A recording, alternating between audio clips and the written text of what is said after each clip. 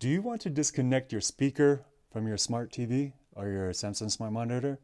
This is how you do it. Okay, so first we're going to turn on and then we're going to want to go to the menu. That's these three lines right here. Then we're going to go to settings.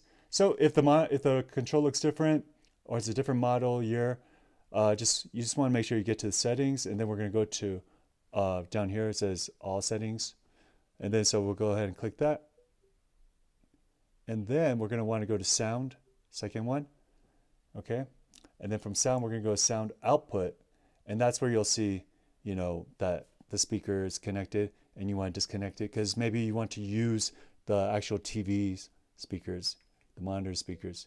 So once you get here, all you have to do is then just click it again. And we're going to click it again.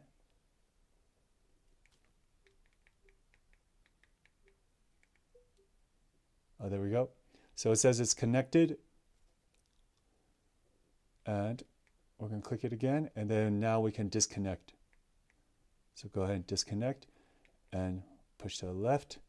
And there we go. 32 Smart Monitor M7 disconnected.